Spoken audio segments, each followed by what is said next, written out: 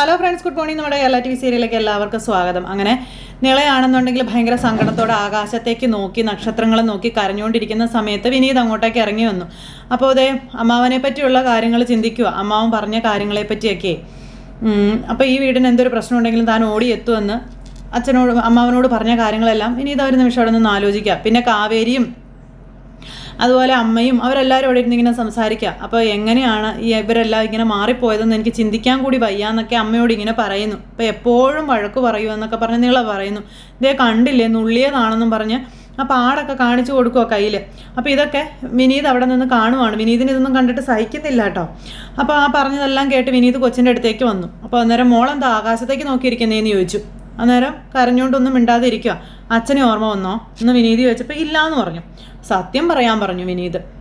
അച്ഛനെ ഓർമ്മ വന്നു എന്ന് പറയുമ്പോൾ എന്തിനാ എൻ്റെ മോള് കരയുന്നതെന്ന് ചോദിച്ചു. വിനീത് കൊച്ചിനെ സമാധാനിപ്പിക്കുക കേട്ടോ, സങ്കടപ്പെടണ്ടെന്നും പറഞ്ഞു. അപ്പം മോൾ എന്തിനാ അങ്ങനെയൊക്കെ ചെയ്യാൻ പോയെന്ന് ചോദിക്കുമ്പോൾ ഞാൻ ചെയ്യാത്തത് കൊണ്ടാണ് അവരെന്നെ വഴക്ക് പറഞ്ഞത്, ഞാനിനി അവർ പറയുന്നതൊക്കെ ചെയ്തോളാം വിനീത് ഏട്ടാന്ന് പറഞ്ഞു. അപ്പോൾ ദേ എനിക്ക് വാക്ക് വന്നല്ല നിലക്കുട്ടി സന്തോഷമായിട്ടിരിക്കുന്നത്. എന്നിട്ടെന്താ നിലക്കുട്ടിയുടെ കൈ മുഴുവൻ ആരൊക്കെ പിച്ചി പറിച്ചിട്ടും വിനീത് എന്നോട് പറയാതിരുന്നതെന്നൊക്കെ വിനീത് ഇങ്ങനെ ചോദിക്കുക കുഞ്ഞിനോട്. അപ്പോഴും അച്ഛനോടായിരുന്നെങ്കിൽ നിളക്കുട്ടി പറയില്ലായിരുന്നോ എന്ന് ചോദിച്ചു. അപ്പോൾ നിളക്കുട്ടിക്ക് അച്ഛനോടുള്ള അത്ര സ്നേഹം എന്നോടില്ല എന്നല്ലേ അതിൻ്റെ അർത്ഥം എന്ന് വിനീത് ചോദിച്ചു. അപ്പോഴത്തേക്ക് നമ്മുടെ നിള വിനീതിനെ കെട്ടിപ്പിടിച്ചു. അപ്പോൾ അതേ കൊച്ചിനെ ചേർത്ത് പിടിച്ച് വിനീത് അതിനെ സമാധാനിപ്പിക്കുക. പറയുക എന്താ ഉണ്ടായെന്ന് മോള് പറ, ആരാ മോളെ ഇങ്ങനെ ചെയ്തേന്ന് ചോദിച്ചു. അപ്പോൾ ഞാൻ പറയില്ല എന്നും പറഞ്ഞ് അതിങ്ങനെ കരഞ്ഞുകൊണ്ട് ഇങ്ങനെ പറയുക. അമ്മയാണോ ചെയ്തത്? അപ്പോൾ അതേടാ എന്ന് പറഞ്ഞുകൊണ്ട് അമ്മ അങ്ങോട്ടേക്ക് വന്നു. അതേടാ നിൻ്റെ തള്ളയാണെന്നും പറഞ്ഞുകൊണ്ട് അമ്മ അങ്ങോട്ടേക്ക് വന്നു. ഓഹോ, അപ്പോൾ എൻ്റെ സംശയമൊന്നും വെറുതെ ആയില്ലല്ലേടാ. അപ്പം ചെവി കടിക്കുന്നുണ്ട്. ചേട്ടത്തി അനിയത്തിമാർ 4 പേരും കൂടെ ചേർന്നല്ലേന്ന് ചോദിക്കും. അമ്മ എന്തൊക്കെയാണ് അമ്മ പറയുന്നതെന്ന് ചോദിച്ചു വിനീത്. അപ്പോഴത്തേക്ക് അവരെല്ലാവരും ഇറങ്ങി വന്നു. അമ്മ എന്താ പറയുന്നതെന്നോ നിനക്ക് ഞാൻ ശരിക്കും ബോധ്യപ്പെടുത്തി തരാടാ എന്നും പറഞ്ഞുകൊണ്ട് അമ്മ മകനോട് ശാരദേ നീ ഇതിന് സമാധാനം പറഞ്ഞോളാൻ പറഞ്ഞു. അപ്പോഴത്തേക്കും ശാരദാമ്മ ഇങ്ങനെ നോക്കുക. അപ്പോൾ ഇതുങ്ങൾക്കൊന്നും മനസ്സിലാകുന്നില്ല കേട്ടോ. ഗംഗയും കാവേരിയും അവരെല്ലാവരും ഇങ്ങനെ നോക്കി നിൽപ്പുണ്ടേ.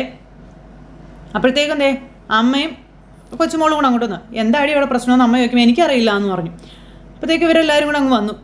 എന്താ കാര്യമെന്ന് ചോദിച്ചു. തന്തയുടെ തണലില്ലാഞ്ഞിട്ടും പാറമടയിലും ആരാൻ്റെ പറമ്പിലും ഒക്കെ ചോര നീരാക്കി പണിയെടുത്തിട്ടാ ഇതേ ഈ പരുവത്തിന് ഞാൻ ഇവനെ വളർത്തി വലുതാക്കി എടുത്തതെന്നൊക്കെ പറഞ്ഞ് വിനീതിനെ കുറിച്ച് ശാരദയോട് പറയും ഇവർ. നിങ്ങളുടെ മക്കൾ വന്നപ്പം മുതൽ ഓരോരുത്തരായിട്ട് ഇവൻ്റെ ചെവി കടിച്ച് പറിച്ചുകൊണ്ടിരിക്കുകയാണെന്നൊക്കെ പറഞ്ഞു. ഇവരെല്ലാവരും ഇതെല്ലാം കേട്ടോണ്ട് ഇങ്ങനെ നിൽക്കുവാണ്. അത് കേട്ടിട്ട് ഇവൻ എൻ്റെ മുതുകത്തോട്ട് കയറാനും വരുന്നെന്ന് പറഞ്ഞു. ഈ പണി ഇവിടെ നടക്കുകയല്ല എന്നും പറഞ്ഞുകൊണ്ട് ദേഷ്യപ്പെടുവാണേ.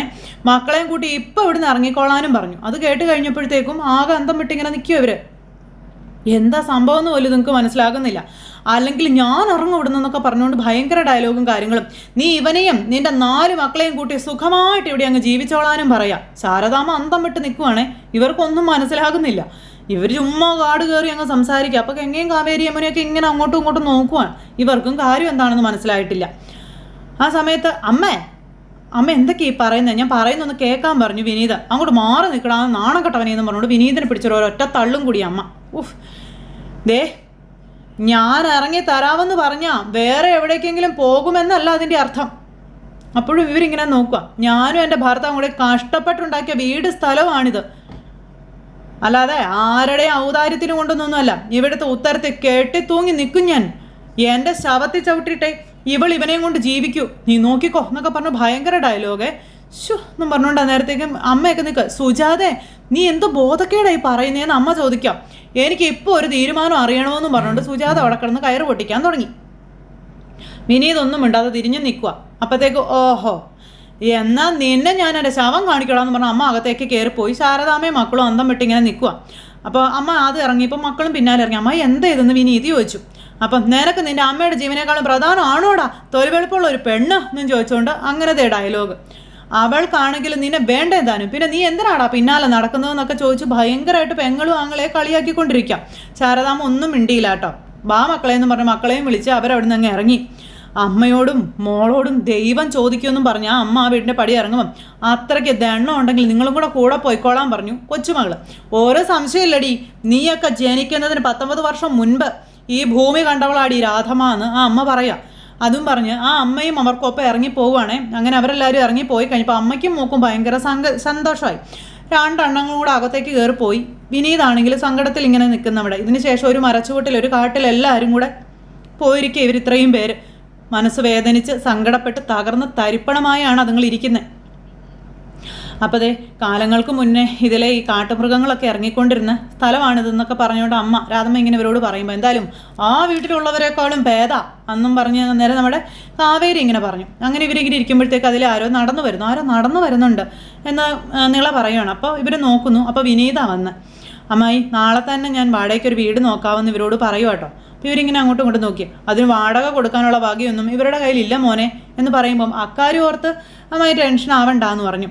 എന്നിട്ട് വേണം അതിൻ്റെ പഴി കൂടി ഇവരുടെ തലയിൽ വന്ന് വീഴാനല്ലേ എന്ന് രാധമ്മ ചോദിക്കുക. അപ്പം ഗംഗയാണ് അവർ ഇതാക്കി പറയുന്നത്. അങ്ങനെ ഇവരെല്ലാവരും സങ്കടപ്പെട്ടിരിക്കുമ്പം ഞാൻ വേറൊരു കാര്യം മോനെ ആലോചിച്ചതെന്ന് രാധമ്മ പറയാം. ശാരദാമ്മ പറയാം പരവിന്ദേട്ടൻ കഷ്ടപ്പെട്ട് അധ്വാനിച്ചുണ്ടാക്കിയ വീടാണ്, കാശ് തിരിച്ചടച്ചാൽ ഞങ്ങൾക്ക് വീട് തിരിച്ചു നൽകുമെന്ന് അന്ന് അവർ വാക്കു പറഞ്ഞതാണെന്നുള്ള കാര്യം പറയുമ്പോൾ ആ വഴി നോക്കാമെന്നും പറഞ്ഞു. അടയ്ക്കാനുള്ള പണം എത്രയാണെന്ന് പോലും ഇതുവരെ ബാങ്കിൽ അന്വേഷിച്ചിട്ടില്ല എന്നുള്ള കാര്യമൊക്കെ പറഞ്ഞേ. അപ്പോൾ അങ്ങനെ ആ ഒരു വിവരവും കാര്യങ്ങളെല്ലാം ഞങ്ങൾ നാളെ തന്നെ പോയി ചെയ്യാമെന്നൊക്കെ പറഞ്ഞു. അപ്പോഴത്തേക്കും നീള അമ്മേ ഇവിടെ കിടന്ന് എങ്ങനെയാണ് അമ്മേ നമ്മൾ ഉറങ്ങുക എന്ന് ചോദിച്ചു കേട്ടോ. അപ്പോഴത്തേക്കും വിനീതിന് ഭയങ്കര സങ്കടമായി. അപ്പോൾ കാട്ടുമൃഗങ്ങൾ വരുമെന്ന് ഓർത്ത് പേടിയാവുകയാണെന്ന് പറയുമ്പോൾ മോള് സങ്കടപ്പെടണ്ടെന്നും പറഞ്ഞ് അമ്മ മക്കളെ സമാധാനിപ്പിക്കാം. അച്ഛൻ കാവലുണ്ടെന്ന് എൻ്റെ മക്കൾ ഓർത്താൽ മതിയെന്നും പറഞ്ഞ് ശാരദ അമ്മ നിളയെ സമാധാനിപ്പിച്ചു. നിള എന്നിട്ട് അമ്മയുടെ മടിയിൽ കിടന്ന് ഇങ്ങനെ ഉറങ്ങി. ഇതെല്ലാം കഴിഞ്ഞ് രാവിലെയായി. അവർ നേരെ ബാങ്കിലേക്ക് പോകും. അപ്പോൾ സംഭവം എന്താണെന്ന് അറിയാനായിട്ട് അപ്പോൾ വിനീതും നവീനും എല്ലാവരും കൂടെയുണ്ട്. ഇവർ കൂടെ ചെന്ന് മാനേജറെ കണ്ട് സംസാരിക്കാൻ നിൽക്കുമ്പോൾ സാറ് മീറ്റിങ്ങിലാണ്, വെയിറ്റ് ചെയ്യാൻ പറഞ്ഞു ഇവരോട്. ആ സമയത്ത് ഇവർ വെയിറ്റ് ചെയ്യുന്നു. മനഃപൂർവ്വം അയാൾ വരാത്തതാണല്ലോ, ജയപാലൻ്റെ ചിങ്കിടി ആയതുകൊണ്ട് അയാൾ വരാത്തതാണ്. ഇവർ ഇരുന്നിരുന്നും അടുത്തു. ആ സമയത്ത് നവീൻ അങ്ങോട്ടേക്ക് വന്നു. ഞാൻ താമസിച്ചില്ലല്ലോ അല്ലേ? ഇല്ല, മാനേജർ വിളിക്കാൻ വേണ്ടി വെയിറ്റ് ചെയ്യായിരുന്നു എന്ന് പറഞ്ഞു. ആ സമയത്ത് അതേ ബാങ്കിൻ്റെ കാര്യങ്ങളൊക്കെ നവീന് കൂടുതൽ അറിയാമെന്നുള്ളത് കൊണ്ട് എന്ന് പറഞ്ഞപ്പോൾ കാവേരി ഇങ്ങനെ നോക്കി. എന്തേ ഞാൻ ഒന്ന് ബുദ്ധിമുട്ടായോ എന്ന് ചോദിച്ചു. അയ്യോ അല്ല, ആരെയും ബുദ്ധിമുട്ടിക്കേണ്ടെന്ന് കരുതിയിരുന്നു, അത് സാറ് വിളിക്കുന്നുണ്ടെന്ന് പറഞ്ഞു. ഇവരകത്തേക്ക് കയറി ചെല്ലുക. മാനേജർ എന്നിട്ട് ഇവർ ചെന്നിട്ടും മൈൻഡൊന്നും ചെയ്യുന്നില്ല കേട്ടോ. അയാൾ എന്തൊക്കെയോ പറഞ്ഞുകൊണ്ട് ഇങ്ങനെ സംസാരിച്ചുകൊണ്ടിരിക്കുമ്പോൾ വാ ചേച്ചി ഇരിക്കുക എന്ന് കാവേരിക്ക് എങ്ങനെയോട് പറയാം. അവർ രണ്ടുപേരും ഇയാളുടെ മുന്നിലിരുന്നു.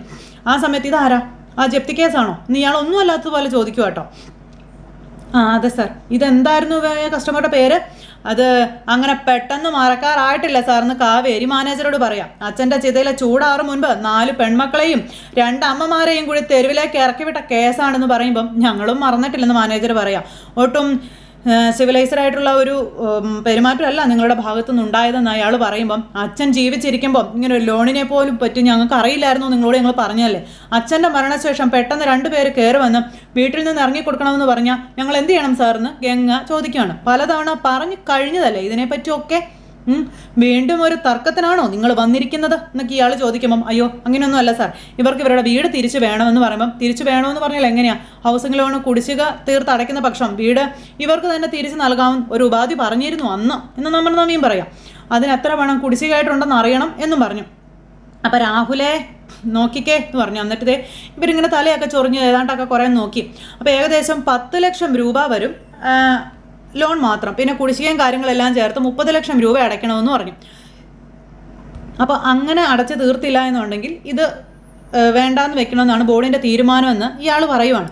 അപ്പോൾ വൈ അതിൻ്റെ റീസൺ കൂടി ഞങ്ങൾക്ക് അറിയണം എന്നുള്ള കാര്യം ഈ കാവേരി പറയാം. നിങ്ങൾ ഈ കാര്യത്തിൽ വാക്ക് തന്നത് കൂടിയാണ് അന്ന് ഞങ്ങൾ വീട്ടിൽ നിന്ന് ഇറങ്ങി തന്ന് പറയുമ്പം ആ വാക്കിലൊക്കെ എന്താണ് കാര്യം എന്ന് ഈ മാനേജർ ചോദിക്കാട്ടോ.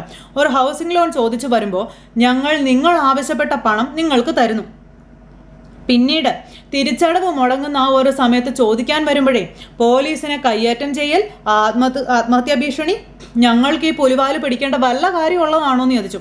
ഇപ്പം സാർ എന്താണ് പറഞ്ഞു വരുന്നതെന്ന് ചോദിച്ചു കാവേരി.